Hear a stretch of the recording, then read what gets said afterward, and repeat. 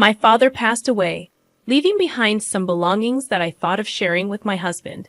However, the response I received from him left me in disbelief. Despite being married, my husband declared that the money I inherited from my father wasn't mine but his. I'm a 32-year-old female, and my relationship with Benjamin began during my third year of college. My first boyfriend, Charles, was financially irresponsible, spending recklessly on alcohol even though he still received an allowance from his parents. After enduring 6 months of frustration with Charles, I ended the relationship. The contrast was stark when I met Benjamin, an accountant with a calculated and intelligent demeanor. Although he did the bare minimum in terms of taking me out and buying gifts during our college days, I appreciated the attention. Benjamin and I started dating right after college, and our relationship progressed quickly. He was good-looking, charismatic, and I considered myself fortunate to have him. Despite his minimal efforts in the early days, I didn't mind as long as I felt valued. Our marriage happened when I was 26, and we were in a long-distance relationship at the time. Benjamin proposed after returning from a visit with his family in Colorado, expressing that he couldn't see himself with anyone else. Excitement overwhelmed me, but my mother, for some inexplicable reason, had never approved of Benjamin. Despite my dad liking him, my mother warned me against marrying him, expressing a bad feeling about the union. Disregarding her concerns, I proceeded with the marriage. Initially, our marriage was fine. I was working as a secretary, but a workplace disagreement led me to quit. Benjamin, who provided for our essentials, supported my decision. However, things took a turn when I asked for money to buy a dress, and he dismissed my request, claiming I had enough clothes. As the frustration grew after repeated rejections, I turned to my parents for advice. While my dad suggested understanding, my mom was visibly upset. She decided to call Benjamin, and that marked the onset of the first serious argument we had at home. Benjamin accused me of being selfish, claiming that I'd only thought about money. I defended myself, questioning what was wrong with wanting a few things for myself. The heated exchange led us to sleep in separate rooms. Frustrated, I resolved to start working again and began searching for job listings the next day. Unfortunately, I couldn't secure anything decent. The only job that seemed worthwhile was not close by, and despite attending a few interviews, I received no calls. Accepting my fate, I began to feel like a student again as my parents started sending me money. For a while, I managed to be content, pushing away the pain of knowing that my husband wouldn't provide for me. I took care of bills whenever possible, trying to contribute to the household. However, when my dad fell ill, I felt guilty taking money from my parents, so my allowance was halted. This was about 8 months ago. I refrained from asking Benjamin for money, visiting my parents whenever I could.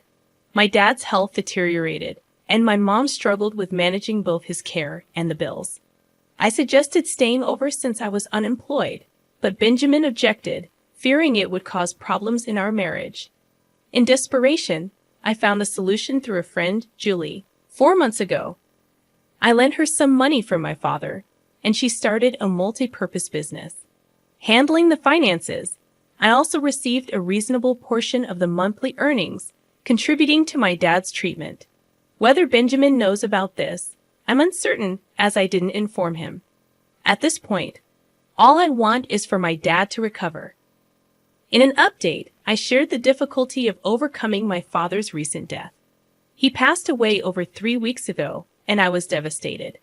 My mom came to stay with me, and even Benjamin, whom I thought had become emotionless, showed sympathy and care. He comforted my mom, often going above and beyond to get whatever we needed. This sparked a renewed faith in my marriage, suggesting that perhaps Benjamin had reasons for his previous behavior. As unbelievable as it may sound, my mom moved out a week ago. Later on, I accompanied my mom, and my dad's lawyer visited. That's when I learned about the thousands of dollars my dad had kept for me. Apparently, he had set aside the money after hearing my complaints about my husband, wanting to ensure I had a comfortable life. Mom received a substantial share as well. Before leaving my house, My mom advised me to keep this information from Benjamin.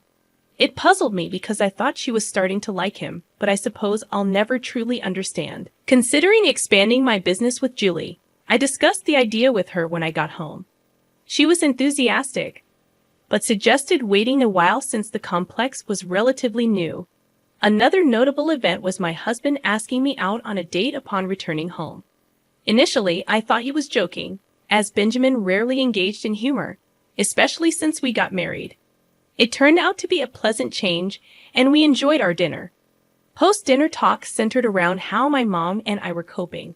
Benjamin inquired about my mom's well-being, and I assured him that my dad had taken care to ensure her comfort before his passing.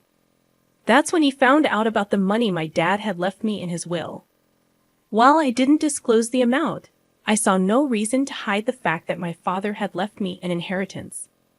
I spoke to my mom yesterday and shared details about my date with Benjamin. She was shocked, not surprising given the circumstances. She reasoned that his extra care was due to my dad's passing. However, when I mentioned that Benjamin knew about the money left for me, she expressed suspicion. She insisted that Benjamin was after the money my dad left and accused me of being naive.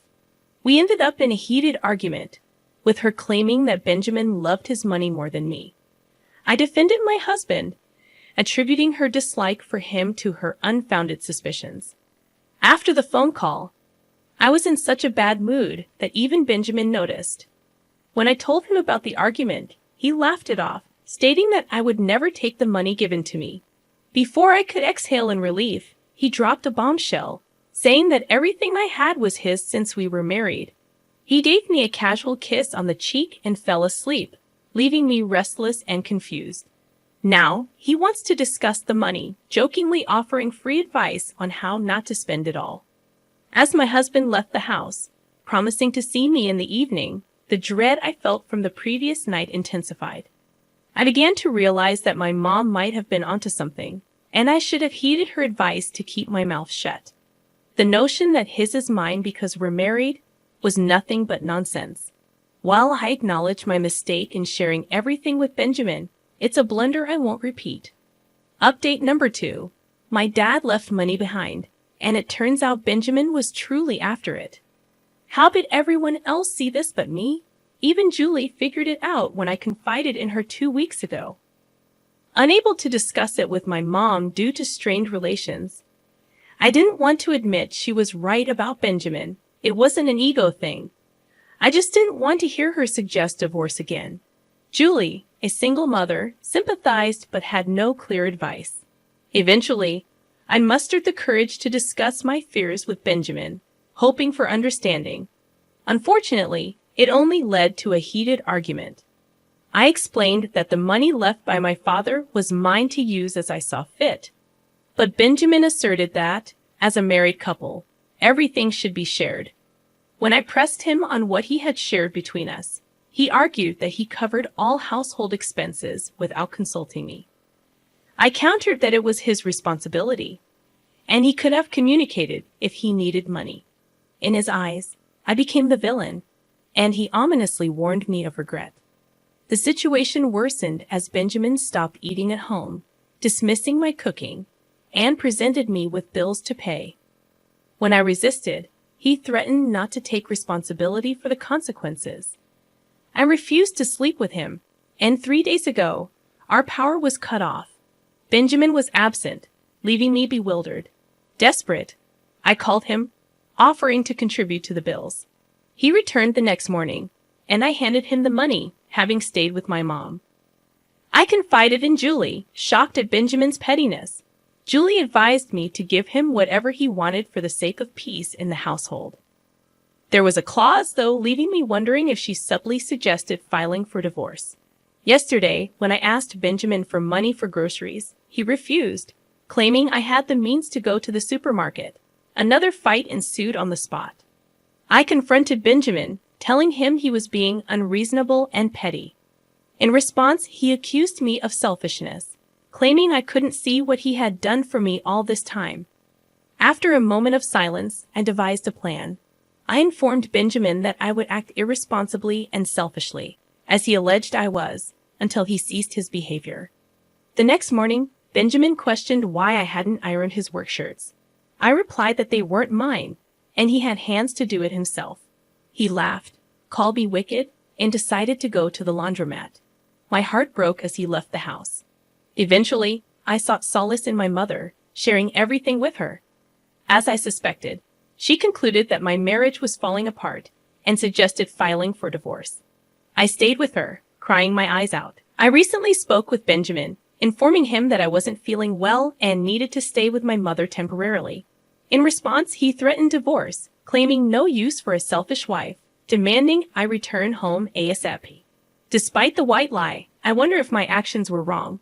With both Benjamin and my mom seemingly in agreement, is this truly the end of my marriage? I'm at a loss for what to do. Update number 3. I decided to file for divorce before heading home. When I showed Benjamin the divorce papers, he seemed shocked. He insisted that divorce was just a threat, and he didn't really want it. Despite my skepticism, he begged me not to proceed with the divorce. After much contemplation, I agreed to give our marriage another chance. However, I made it clear that we needed to talk and set some terms. After a few days, Benjamin finally agreed to a discussion. I told him to resume paying bills and eating at home, and I committed to taking care of the house. I also informed him that I wouldn't ask for money unless it was for groceries or mutual benefits. Despite my reservations, I was willing to make it work. Benjamin claimed he was fine with the agreement, and I moved back into our bedroom. Initially awkward, things eventually normalized. Suddenly, 2 weeks ago, Benjamin changed his stance. I woke up to find him staring at me. When I asked what was wrong, he claimed our earlier agreement wasn't reasonable. Curious, I asked if he meant work, and he revealed he was referring to the money. Benjamin finally disclosed that he was aware of my business, but refrained from mentioning it because I stopped bothering him with trivial requests. He emphasized that he couldn't be the sole contributor to bills now that I had a source of income and likely more money than he did. Surprisingly, it made sense to me. I had unknowingly adopted his habit of keeping money to myself. We agreed to split the bills 50-50, and things returned to normal. 3 days ago, Julie informed me about a workplace accident and a fire in the Eastern Complex. After calculating the costs, I realized I needed a significant sum of money to cover damages and hospital bills for injured employees. Julie, dealing with her own responsibilities, couldn't offer much help. Despite my initial decision to handle it alone, Benjamin confronted me after dinner, revealing he needed money to pay off a loan he had applied for years ago. Still reeling from the calculations, I told Benjamin it wasn't a good time. He insisted, talking about more money, but my focus was on the damages. I asked for time to think, retreated to lie down, and Benjamin followed me into the bedroom. When I explained the situation, he told me to forget about the complex and give him the money urgently. It seemed absurd, and I asked for time to consider. The next morning, Benjamin accused me of being selfish again. I pleaded for more time, but he claimed he had offered a solution I refused. I contemplated paying off his loan and covering damages, but that would hinder my plans to start something new. Julie suggested paying her back gradually, but Benjamin threatened divorce again. He disclosed taking out a loan to help his brother and revealed his own debt, stemming from funds borrowed to buy our current house. Shocked, I decided to prioritize Benjamin and help him, putting the business on hold. Update number 4. I'm now divorced. It took time, but I discovered Benjamin had lied about his brother's situation.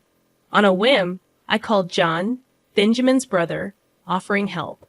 Confused, John didn't even recognize the caller. It turned out that Benjamin had deceived me. When I inquired about the real situation, Benjamin confessed that he had lost his job early in the year and was relying on a loan that was almost depleted. With almost no income, he needed to repay the loan in a few months. It was disheartening to witness Benjamin speak, and for the first time, I saw a defeated look on his face. When I questioned why he hadn't trusted me enough to share the truth, He claimed it wasn't necessary for me to know the details. Concerned about our financial situation, I suggested downsizing to a smaller home, but Benjamin reacted angrily. He questioned why I found it difficult to give him money to cover his debt when he had taken care of me for so many years. I found his statement amusing because even in the early stages of our marriage, I had taken care of myself. I dressed and bought necessities, paying bills after my parents began sending me money monthly. Now, with a substantial sum to my name, I continued paying bills and looking after myself.